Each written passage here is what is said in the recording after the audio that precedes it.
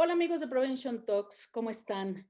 Feliz año 2021, deseándoles que este año tengan sobre todo salud y también trabajo. Sabemos que viene una situación complicada en el país, pero en este sentido, todos unidos creo que va a ser la forma en la que nos podamos apoyar y podamos avanzar. Y hoy tengo a una invitada de lujo, es la primera entrevista del año, la verdad es que ella está inaugurando las entrevistas de Prevention Talks del 2021 y ella es la doctora Laura Alejandra Londoño Jaramillo. Ella es abogada postulante y docente en el proceso penal acusatorio, capacitadora en entidades de procuración de justicia y seguridad pública. Asimismo, es autora de dos libros: Litigación estratégica para el sistema acusatorio en México y Manual práctico de los testigos. Laura, pues bienvenida a este tu espacio, Prevention Talks. Este canal nos gusta que pues es para todas las profesiones, la prevención, la seguridad. Nosotros vemos el modelo de seguridad humana. Entonces, este espacio de verdad está de manteles largos hoy contigo. Muchas gracias por aceptar nuestra invitación. Mercedes, un abrazo fraterno y cálido en estos tiempos de muchísimo frío. Muchas gracias por esta cordial invitación. Me honras además ser el primer programa del año en un canal que tiene un gran auditorio, y para todas y todos ustedes también un saludo fraterno en estos tiempos de pandemia. Pero precisamente estos espacios nos permiten tener esta conexión, seguir avanzando, poder capacitarnos, escuchar diversos tópicos, temas, muchos temas relacionados precisamente con seguridad pública, desde la dinámica de la prevención. Entender que la normatividad, por ejemplo, este tema de violencia digital, ley Olimpia, que es uno de los tópicos que vamos a tratar hoy con Mercedes, que ha tenido a bien invitarme, es que definitivamente nuestros adolescentes, mujeres, niños, población altamente vulnerable, está muy expuesta en estos tiempos de pandemia al uso abusivo, irrespetuoso y ultrajante de la tecnología y la difusión informática. Son temas bastante delicados y tenemos que educarnos en torno a esto y conocer la normatividad. Así es, querida Laura, es impresionante de verdad. Y ahora con este aislamiento, cuando todas o bastante porcentaje de las actividades, si bien ya hacíamos muchas actividades de forma digital, pues ahora se ha intensificado para muchas áreas laborales, por supuesto, y pasamos más tiempo y utilizando más herramientas, pero también al mismo tiempo en estas redes sociodigitales, estas redes sociales que son digitales, ¿no? Es a lo que me refiero, la exposición de todas las personas, pero también los grupos más vulnerables, que en este sentido pueden ser jóvenes, mujeres, ¿no? Y no porque los hombres no estén expuestos, claro que están expuestos, pero tú tocabas un tema importante, la ley Olimpia. Pero antes de que pasemos para saber la importancia y todo el impacto de esta ley, me encantaría que nos platicaras desde esta perspectiva, tú que eres abogada, sobre todo las formas de acoso y violencia digital que existen y en cuáles, sobre todo en nuestro marco jurídico mexicano, por supuesto, qué herramientas hay, cómo debemos o a quién debemos acudir. Esto es para que pues también el público que nos ve sepa cuáles son sus derechos y a lo que pueden apoyarse, ¿no? Con los abogados. Muchísimas gracias. Es un tema bastante amplio y denso, pero antes de abordar el tema jurídico, que creo que la ley Olimpia es un avance muy grande y aplaudo realmente al Poder Legislativo en México, porque en el año 2019 reacciona ante la situación precisamente de una chica oriunda y domiciliada en el estado de Puebla de nombre Olimpia. Esta chica, precisamente víctima de la violencia digital porque tuvo una relación sentimental y lamentablemente su exnovio difunde un video de contenido íntimo. Entonces, al principio ella no tuvo ningún tipo de recepción por parte de las autoridades, y por supuesto que esto impactó desde el punto de vista psicológico y emocional. A contarte que se tiene documentado que hubo 3 intentos de suicidio por esta chica, por Olimpia. Entonces creo que esto alcanzó a impactar de manera importante y creo que la juventud y en general la población ha tenido que ir reaccionando.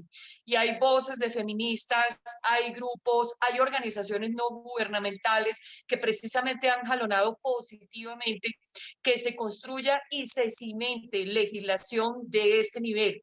Cuando hablamos de la ley Olimpia, bien pareciera que solamente una ley y ahí está y coloquémosla en internet. No, la ley Olimpia es un conjunto de normas, es un conjunto de reglas que impactan desde el Código Penal Federal hasta los códigos penales estatales. Por ejemplo, a nivel del Código Penal Federal crea 2 conductas que un poquito más adelante voy a tocar con mayor detalle, y también aumenta penalidades y a su vez los códigos estatales. Por ejemplo, en Baja California, si la difusión de una imagen, de un material de contenido íntimo y sin consentimiento de la persona, lo difunde alguien con el que se ha tenido un vínculo, es decir, el esposo, el ex esposo, alguien con quien trabajas, pues puede ser una conducta agravada. Y yo considero que esto realmente es un acierto del legislador. Y es que las cifras no pueden quedarse por ahí como ruedas sueltas o datos desarticulados, Mercedes. Por ejemplo, yo tengo aquí al alcance para esta entrevista unas cifras del módulo de ciberacoso del año 2019 del INEGI. Imagínate, y todavía no tenemos al alcance directo las del 2020, que fueron las de la pandemia y que seguramente van a estar altísimas. Y entonces estas cifras del INEGI, de este módulo de ciberacoso, nos muestran cuestiones tan graves como la siguiente.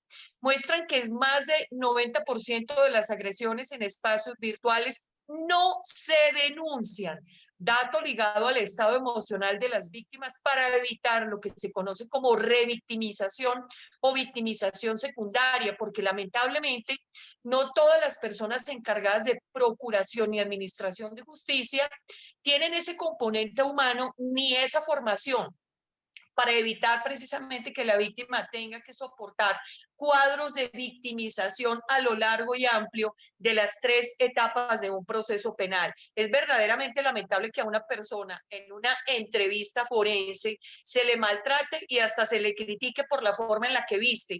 Casi la están regañando y casi le están diciendo por la forma en que vistes fue lo que te pasó. Entonces, yo considero que estamos ausentes de ese componente humano y necesitamos una mayor capacitación en este sentido.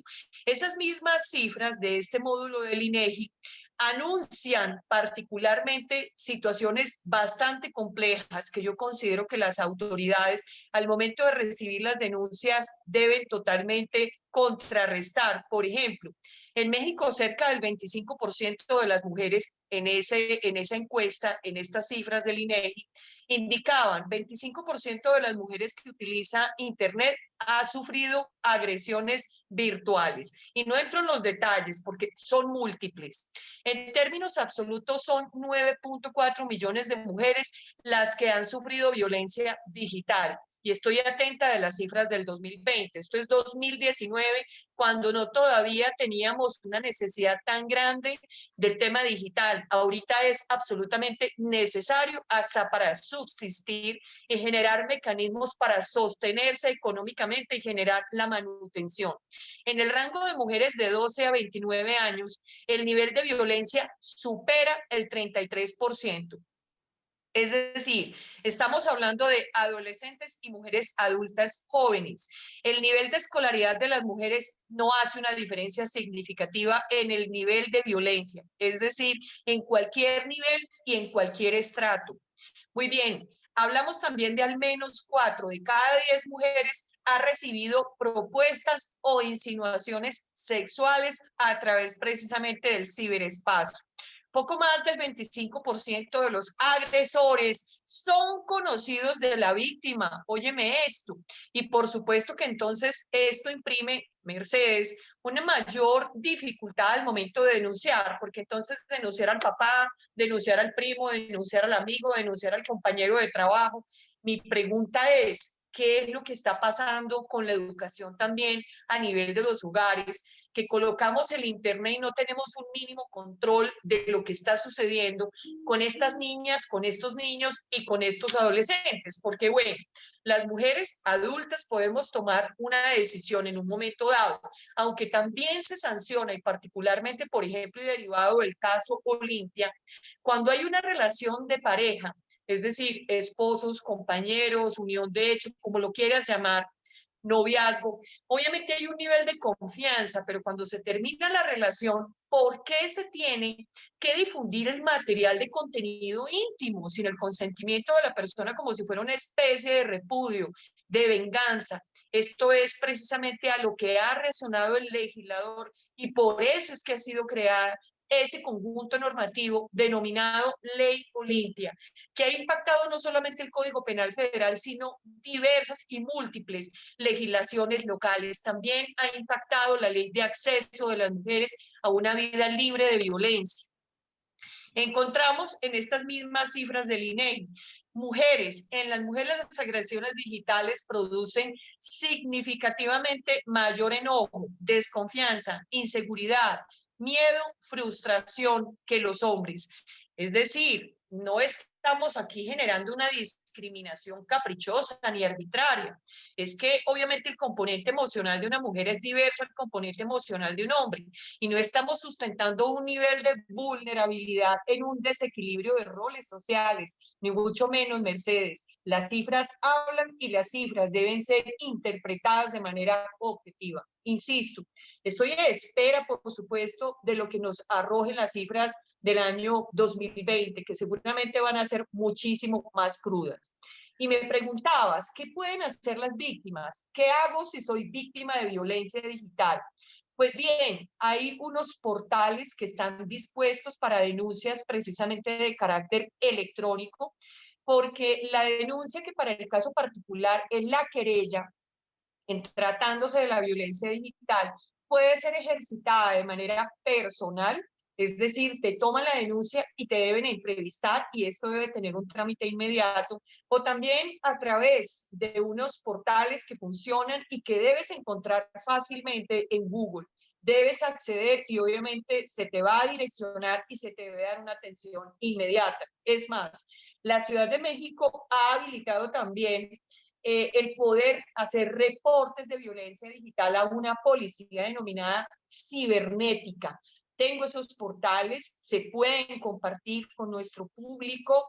Sé que perfectamente en estos tiempos de pandemia muchas mujeres tienen que vivir con su agresor prácticamente a pocos metros de distancia. Entonces no está nada fácil. En términos reales y prácticos, abrir tu computadora, abrir un dispositivo electrónico y decirle al personaje, oye, apártate porque es que te voy a denunciar y acabas de recibir golpes o estás recibiendo a distancia ese tipo de violencia digital a través de cualquiera de estos medios. El Twitter, el WhatsApp, el Facebook, las redes, es decir, hay múltiples formas de violencia que tenemos que detectar y que el silencio prácticamente se convierte en el componente cómplice más grave de esta violencia digital. Tenemos también que desarrollar redes de comunicación, es decir, tenemos que tener a alguien a que le tengamos la confianza de hacer este tipo de manifestaciones. Lo que nace como un simple acoso a través de un medio de estos electrónicos, Dios no quiere, se convierte posteriormente en un medio de violencia fuerte que puede redundar posteriormente en intentos y lamentablemente en el logro y materialización de un suicidio por la motivación y por el incentivo emocional y psicológico que se produce. Entonces yo creo que tenemos que reaccionar ante estas situaciones, tenemos que entender que están en juego el honor, la honra, la imagen de la mujer como tal, obviamente, y muchos nos quejamos de que es que a la mujer se le cosifica, y entonces decimos todos los días, y ese es el discurso que pareciera como de cajón, un momento, es que estamos permitiendo esos atentados contra el honor, contra la imagen, contra la honra, contra el buen nombre, y alguna vez escuchaba yo a alguien que decía, es que la honra y el buen nombre ingresa por la puerta de adelante y sale por la puerta de atrás. Se construye como palma y se desmorona como coco que se cae y se rompe. Entonces yo creo que sí tenemos que ser sumamente cuidadosos porque son bienes especiales, son cuestiones personalísimas y a nivel internacional hay normatividad, diversos instrumentos internacionales de los que forma parte México y que es vinculante para las autoridades, tanto de procuración como administración de justicia. Pero además en el artículo primero constitucional, particularmente el honor es tenido como un bien esencial. Claro, la dignidad de las personas, ¿no? Finalmente es la que, cómo las tratas y esta parte que dices, el honor, cómo se siente uno, porque además ya no nada más queda en el, digamos, en el imaginario colectivo, en este sentido, de las cuestiones de que está expuesta, sino que de las personas que luego te conocen, como bien dices, ¿no? Empieza a ver ese acoso ya de manera personal, ¿no? Esa discriminación, ese señalamiento, ¿no? En tus entornos, ¿no? Sociales, una cuestión muy grave. Y aquí también, comentarte, bueno, finalmente, como bien señalas, bueno, las mujeres y, y la importancia que tiene esta ley, y son suficientes los castigos, sabemos que fue largo el proceso, que no fue fácil el proceso de esta ley Olimpia, finalmente las penas que hay pueden oscilar entre los 4 a 6 años de prisión, hay multa económica y bueno, este es un primer paso. Yo me preguntaría si son suficientes estos, una, y si tú qué prevés o cómo podría, por supuesto, mejorarse o optimizarse esta ley o qué es lo que le hace falta según tu experiencia por la cuestión de que, pues, imagínate que, como lo mencionabas, hay casos en los que se suicidan las personas y es, pues, bueno, yo no le puse el arma, pero es, tú sí lo hiciste porque finalmente expusiste y violentaste a través de estas herramientas. ¿Tú qué opinas sobre las sanciones que hoy se tienen con base en esta ley?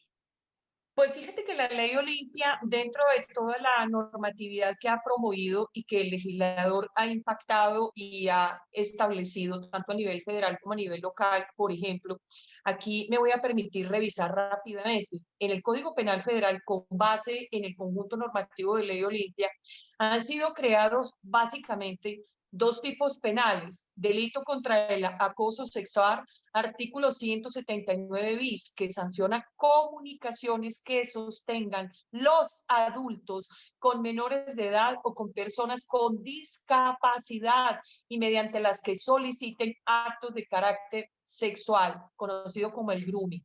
El segundo es el delito contra la intimidad sexual en el artículo 181. Y claro, se promueve, por ejemplo, la difusión, la exposición, la exhibición, la reproducción, la transmisión, la comercialización, la oferta, el intercambio o comportamiento no consentido de contenido sexual privado. Esto fue lo que vivió Olimpia. Y yo creo que de alguna manera el legislador lo que hizo a través de esta normatividad fue prácticamente reivindicar el caso de Olimpia, y Olimpia se nos convirtió a las mujeres en un símbolo, y creo que también para las adolescentes debe ser un símbolo. Obviamente, Mercedes, y lo dijiste, los hombres también pueden ser, obviamente, víctimas del bullying virtual, y lo son, claro, pero de una forma diversa. Se golpea mucho más a la dignidad de la mujer, lamentablemente. En el mismo Código Penal Federal, precisamente, y con base en la ley Olimpia, se hicieron adiciones, por ejemplo, en el artículo 209 del capítulo primero, amenazas, que pertenecen al título 12, delitos contra la paz y la seguridad. Se adiciona un segundo párrafo en lo que toca con la amenaza consistente en difundir por cualquier medio tecnológico sin consentimiento de la persona amenazada. Es que ya terminaron la relación. ¿Por qué tienes que estar jugando, digámoslo, y colocando en tela de juicio mi integridad emocional, psicológica y física con la difusión de imágenes que yo en un momento dado te confié como pareja y que formaba parte de nuestro lenguaje emocional de pareja? Y terminaron y se sigue jugando con eso a modo de extorsión.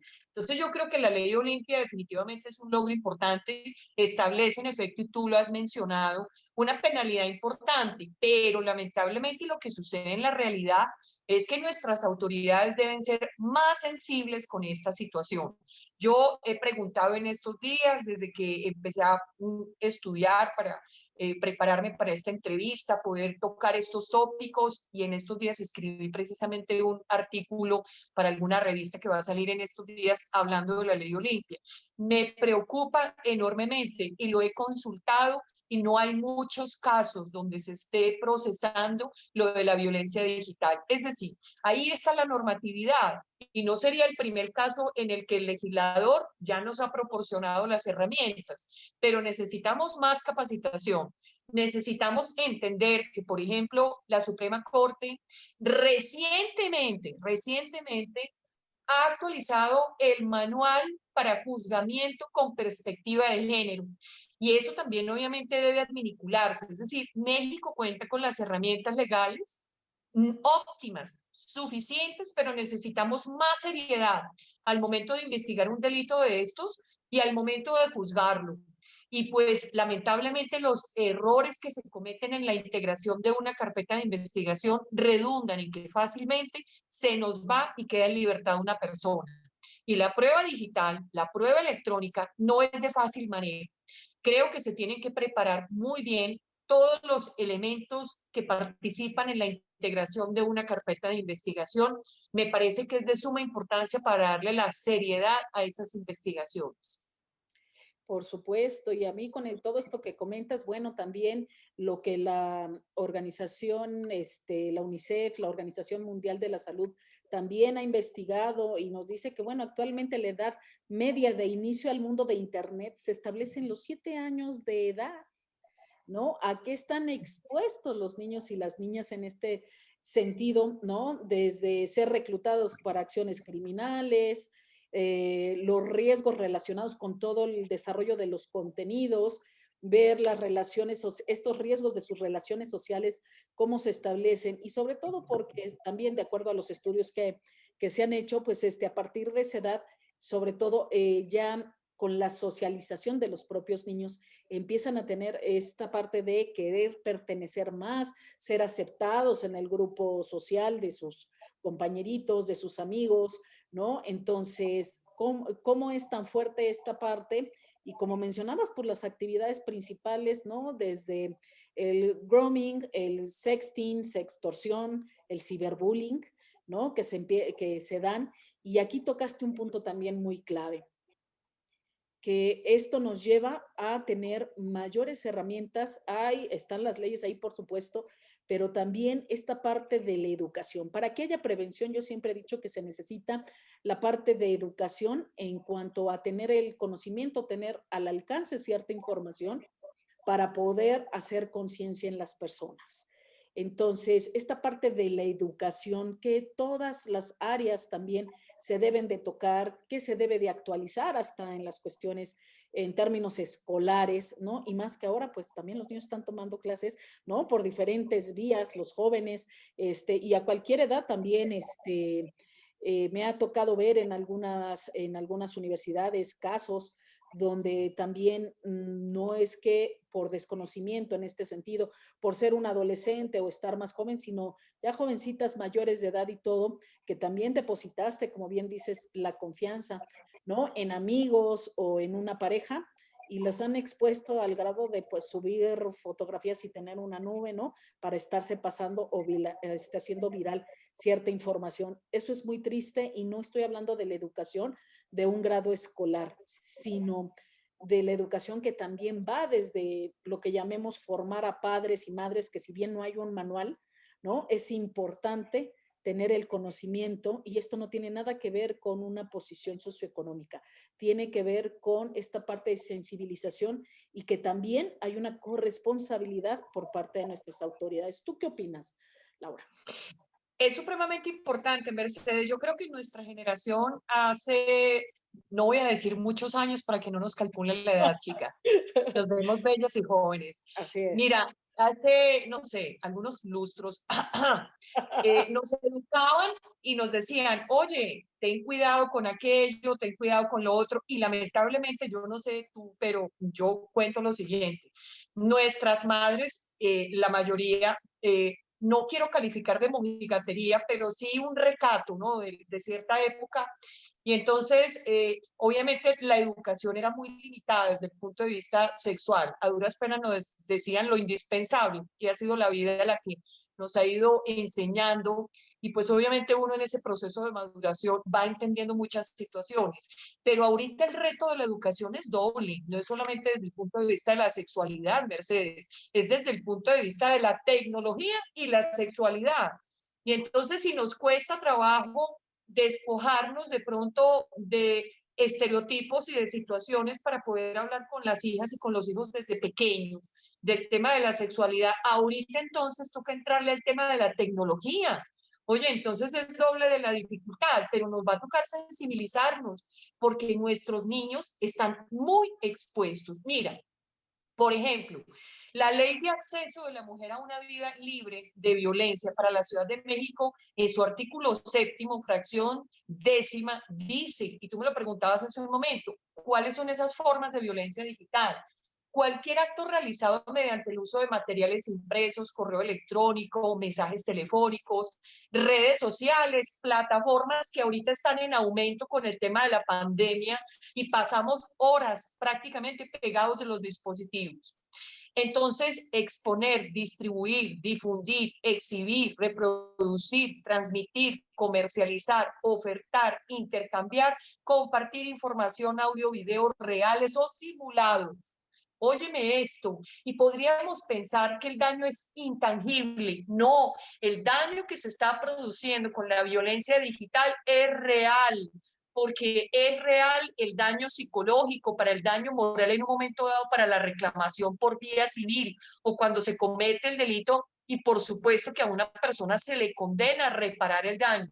Se tiene que revisar y se tiene que evaluar lo que tiene que ver con el daño moral. Esto es muy delicado y creo que está sucediendo en gran medida porque estamos fallando en la educación. Sí, coincido contigo, es un tema que de verdad daría para mucho, daría para tener hasta una sola materia y creo que dentro del plan escolar, sobre todo para ya jóvenes adolescentes, y también desde la primaria, pues no solamente es la clase de computación que aprendas a manejar, ¿no? Dispositivos electrónicos, que mucho se dice, ah, ya son los nativos digitales, ya traen el chip puesto. El chip no lo pone el entorno, no lo ponen las relaciones sociales, no lo ponen los integrantes de nuestras familias. Es decir, todos también cuando fuimos niños, mucho decíamos, y ahorita me recordabas frases hasta de mi abuela, de decir, ah, es que los niños son esponjitas, todo absorben. Nosotros también fuimos niños y estábamos, ¿no? Con las antenitas puestas y absorbiendo todo lo que se decía. Y bueno, se reproducen en ocasiones, por supuesto, en muchas ocasiones, esta parte de conducta, ¿no? Y mucho del problema de la violencia hacia la mujer que va de la mano de la violencia familiar, van muy en conjunto por esta cuestión cultural tradicional que se le responsabiliza a la mujer, aquellas mujeres que tienen hijos, sobre todo, ¿no? La educación de estos, cuando la labor debe ser equitativa e igualitaria con la pareja. Que ya hay avances también en eso, pero todavía las cifras nos dicen, ¿no? Que van muy de la mano y que en ocasiones hasta hay mujeres, madres que empiezan a sufrir violencia de sus propios hijos, precisamente porque están reproduciendo un patrón y si la mujer no reacciona, es más sumisa y demás, y tiene mucho miedo a salirse, a denunciar a su agresor y todo, pues repiten esos patrones. Y también hay casos de niñas, adolescentes y demás, que es uno de los factores de riesgo, sobre todo que nosotros en investigaciones, cuando hacemos intervenciones sociales en comunidades, vemos el embarazo temprano. ¿Por qué? Porque repiten, ¿no? Esta parte de violencia y pues tienen que hacer lo que diga el hombre, ¿no? Entonces, en ese sentido, la verdad, pues muy preocupante esta situación y saber que las jóvenes, que las mujeres entre los 18 y 30 años son las más vulnerables de los espacios digitales, de acuerdo a los estudios que hay. Hay un estudio que se quedó hasta el 2017, que seguramente se actualizarán, que se llama La violencia en línea contra las mujeres, y que bueno, pues lo tenemos a su disposición. Esto lo hicieron colectivos, ¿no? Que están en pro de la no violencia hacia la mujer.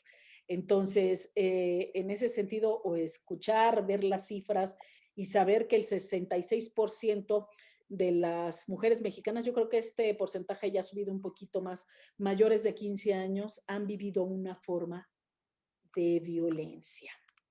Impresionante. Y hay un violentómetro, hay un catálogo de violencia con unos signos específicos y van de lo más simple a lo más complejo, van desde querer controlar cómo se viste, cómo se maquilla, cómo habla, cómo se manifiesta, y son controles que van creciendo paulatinamente. Es decir, hay un deterioro de los valores y del respeto y de no aceptación al crecimiento de la mujer desde el punto de vista profesional. Creo, no sé si estoy equivocada, pero mucho de esta violencia, tanto física, de los golpes, psicológica, como la violencia digital, es una forma de pronto de venganza y de intolerancia ante el avance de la mujer en un entorno social en el que la mujer está dando más de lo que de pronto hace algunas décadas que se preparaba para ser ama de casa. Hoy en día desempeña varios roles y creo que esto está produciendo una especie de resentimiento entre lamentablemente algunos elementos del género masculino que no entienden ese crecimiento coetáneo de la mujer. Sí, así es. Y bueno, pues ojalá lleguemos un día, Laura, a hablar de pues el mundo de las personas y no tener que estar poniendo, ¿no? Mujeres, hombres, ya que bueno, también hay un fenómeno que va en crecimiento que ha sido esta violencia doméstica y en mucho, o sea, hay mujeres violentas y que se vuelven también violentas, pero por una reacción de haber sido violentadas. Entonces, también esto va en aumento de acuerdo a las cifras de casos, aunque también hay casos en los que también hay que comprender en ocasiones a hombres que también son violentados, por supuesto, y que también por esta carga cultural, ¿no? Que lleguen a un ministerio público y demás y que les digan, pues, como que tu vieja, ¿no? Te golpeó, ¿no? No se atreven tampoco a denunciar, ¿no? Sí Si hay quieren. también esos esquemas, menos, pero también los hay. Y es un tema lamentablemente de peso cultural y de idiosincrasia que les impide externar y replicar. Y lo que pasa es que van quedándose en casa, entre las cuatro paredes, y esto es lo que de pronto empieza como una bofetada y termina como un crimen realmente. Entonces son estos márgenes y esa violencia, que voy a utilizar una palabra un tanto, tal vez no sé, pero me parece que es muy gráfica. Me parece que la violencia es prendediza. Entonces empieza uno de los elementos de la pareja con cuadros de violencia y prácticamente la pareja los empieza a replicar. Y lo terrible es que empiezan a amalgamarse y generan un solo esquema de violencia que comparten como un círculo vicioso y no salen de ahí. Así es. Bueno, pues de verdad, amigos, hagamos conciencia, hombres, mujeres. Nosotros construimos nuestras relaciones sociales, construimos el entorno que queremos para nosotros, para nuestros jóvenes, nuestros niños, para nosotros mismos, por aquellos de los que no tengamos hijos, etcétera. Pero somos parte de esta sociedad y volvemos al mismo punto que yo siempre comento, Laura.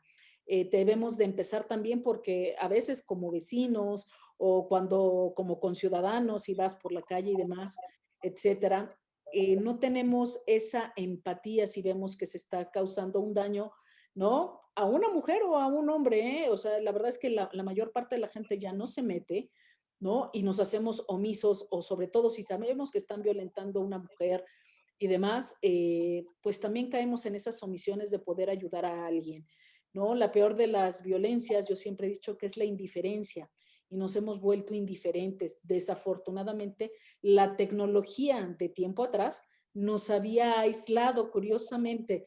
No sé si te pasa a ti lo mismo, pero yo lo que veo mucho en las redes sociales digitales es esta parte de la añoranza hoy que estamos en aislamiento social, y en los estados donde tú y yo vivimos, Estado de México, Ciudad de México, ¿no? Que estamos en semáforo rojo y quédate en casa, pasa mucho de lo que se añora y ves lo que se publica y se hace viral, es esta cercanía y encuentro físico, ¿no? Con tus amigos, con seres queridos y demás. Y cuando los tenías enfrente, te la vivías en el celular, te la vivías viendo otras cuestiones. Entonces, es una cuestión, pues, muy paradójica, ¿no? Antagónica, que dices, pues, las relaciones se construyen tanto en lo digital como en lo social. Y vamos, la tecnología tiene que ser en ayuda a las personas, tiene que ser en aplicación con una visión humana. Y de aquí, ¿qué nos podrías comentar? ¿Cuáles serían como tus recomendaciones en este sentido? ¿Y a qué deberíamos aspirar dentro de los contenidos digitales para que haya esta sensibilización entre hombres y mujeres? Bueno, pues Mercedes, lo primero es que definitivamente debemos conocer que hay una normatividad que nos defiende. Por supuesto, ese es un aspecto importante. Familiarizarnos y entender y saber incluso que hay plataformas prácticamente donde yo puedo denunciar electrónicamente, dada precisamente la circunstancia de quédate en casa. Pero esto ya apunta a la sanción. Me parece que preventivamente como tal hay un elemento aquí, un componente que tú lo has mencionado de manera reiterada, la educación en el seno de la familia, pero también me parece que las instituciones educativas, privadas y públicas, a partir de esta pandemia, deben replantear los esquemas educativos y trabajar con papás, trabajar con las mamás, y poder revisar los contenidos, pero adicionalmente las plataformas que se utilizan, ser conscientes ambas partes, instituciones educativas privadas y públicas y papás, ser conscientes de los riesgos a los que se exponen los niños, las y los adolescentes y poder afrontarlo y estar listos para denuncias cuando a nivel de las instituciones se puedan presentar situaciones que puedan implicar acoso digital, no solamente sexual, el bullying digital. Porque ahorita no es el bullying, porque ya no voy al colegio, dejó de ser bullying. Un momento, habrá bullying digital, claro que sí. Yo ya no estoy yendo al colegio, yo no estoy recibiendo una persecución de manera directa y física, pero deja de haber persecución porque estamos detrás de unos dispositivos electrónicos. No, tenemos que ser conscientes de una nueva vida social, con todo lo que implica a través del uso de la tecnología y la información. Y necesitamos hacer uso respetuoso, diligente, no negligente ni irrespetuoso. Y por supuesto que el sector educativo debe generar los protocolos de actuación necesarios en este sentido y hacer conciencia con los papás y tener comunicación de una vez por todas. Si nos costaba trabajo ir a las reuniones de padres de familia, por lo menos conectarnos de cuando en vez con las instituciones educativas y revisar qué es lo que está sucediendo con el uso de la tecnología. Así es. Pues de verdad, Laura, muy, muy agradecidos con este tema. Podríamos seguirnos, ¿no? En infinidad. Yo lo que te diría es que hagamos una segunda emisión sobre estos temas, a profundizar un poquito más, ahora que ya también, pues estamos regresando a las actividades normales, aquellos que nos dedicamos también a la docencia y demás. Y a lo mejor tal vez hacer desde una charla, un webinar y todo para que nuestros amigos y seguidores de este canal estén atentos para que hablemos todavía y tener esas herramientas más puntuales. Hoy la doctora Laura de verdad nos dio solamente una probadita de todo lo que hay de las herramientas con las que ya contamos jurídicamente hablando, legalmente hablando, para podernos defender, y creo que podríamos profundizar más en algunos de estos esquemas. Entonces, Claro, me parece que incluso podríamos generar alguna sesión con tu coordinación y dirección para establecer, por ejemplo, un conversatorio o plática que permita socializar casuística específica para poder detectar estos comportamientos de hostigamiento y acoso ciberdigital. Entonces, porque la gente dice, bueno, ¿qué será esto de la difusión? ¿Qué será esto de exponer, distribuir? Y pues pues hay casuística inmensa que podemos, obviamente con el respeto y omitiendo nombres de víctimas y demás, podemos compartir. ¿Para qué? Para efecto de generar la conciencia y propiciar capacitaciones en este sentido.